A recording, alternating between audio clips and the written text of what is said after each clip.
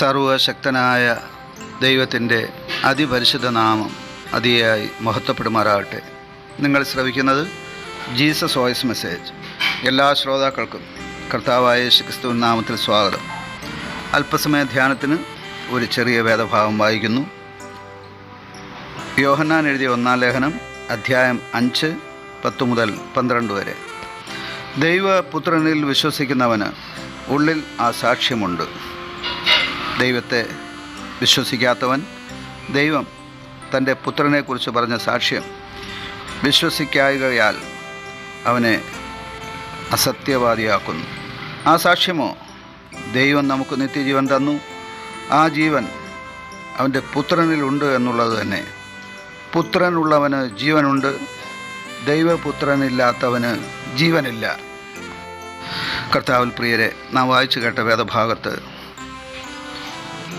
ദൈവപുത്രനിൽ വിശ്വസിക്കുന്നതിലൂടെയുള്ള നിത്യജീവനെക്കുറിച്ചാണ് രേഖപ്പെടുത്തിയിരിക്കുന്നത്.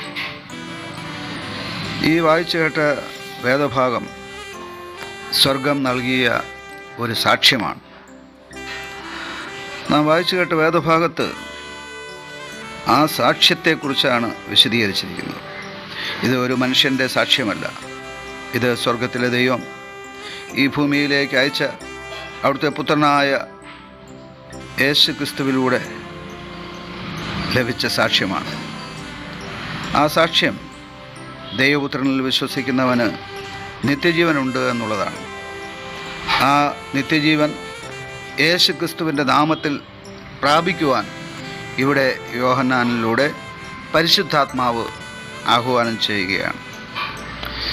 മുഴു പ്രപഞ്ചത്തെ സൃഷ്ടിച്ച സകല ചരാചരങ്ങളുടെയും സൃഷ്ടാവായ ദൈവം അവിടുത്തെ ഏകജാതനായ പുത്രനിലൂടെ, അഥവാ കർത്താവായ യേശുക്രിസ്തുവിലൂടെ, ഈ മുഴുപ്രപഞ്ചത്തിലെ സൃഷ്ടിയുടെ മകുടമായ മർത്യരെ രക്ഷിക്കുവാൻ, അഥവാ ക്രിസ്തു യേശുവിലൂടെ മാനവരാശിയെ രക്ഷിക്കുവാൻ പദ്ധതിയിട്ടിരുന്നു. ആ പദ്ധതിയുടെ പൂർത്തീകരണമാണ് നാം കാൽവരിയിൽ കണ്ടത്.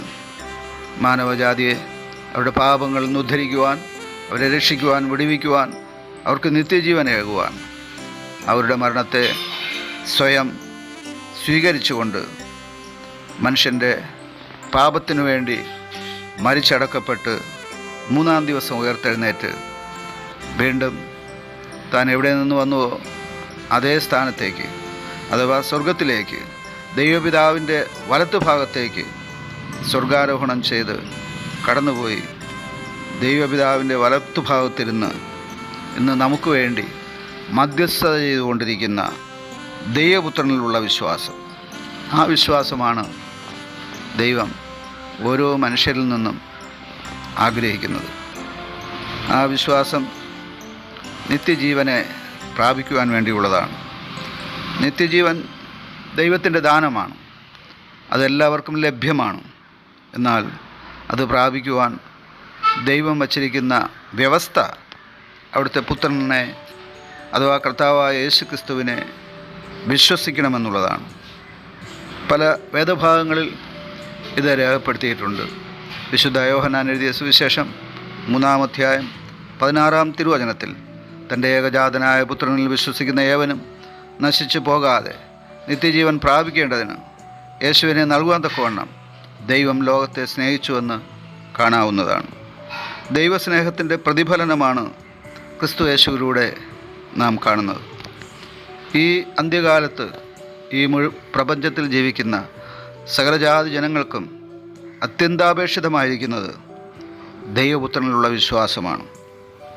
വെറുതെ വിശ്വസിക്കുകയല്ല, വിശ്വസിച്ച് നിത്യജീവൻ പ്രാപിക്കുകയാണ് ദൈവത്തിൻ്റെ പദ്ധതി.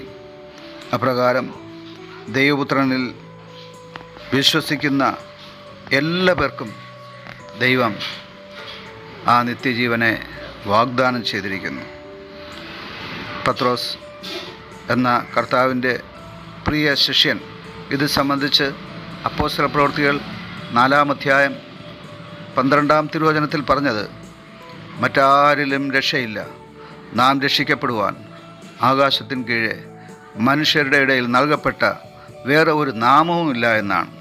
ആ നാമത്തിൽ വിശ്വസിച്ച് നിത്യജീവനെ പ്രാപിക്കുവാൻ ദൈവത്തിൻ്റെ പരിശുദ്ധാത്മാവ് തിരുവചനം കേട്ട എല്ലാവർക്കും കൃപ ചെയ്യട്ടെ എന്ന് ആശംസിച്ചുകൊണ്ട് പ്രാർത്ഥിച്ചുകൊണ്ട് നിർത്തുന്നു. ദൈവം നിങ്ങളെ സമൃദ്ധിയായി അനുഗ്രഹിക്കുമാറാകട്ടെ. ആമേൻ.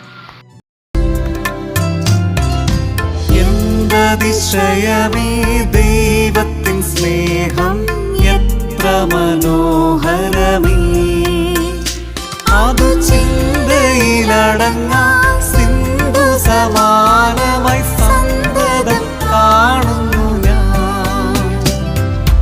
എന്തതിശയമേ ദൈവത്തിൻ സ്നേഹം എത്ര മനോഹരമേ.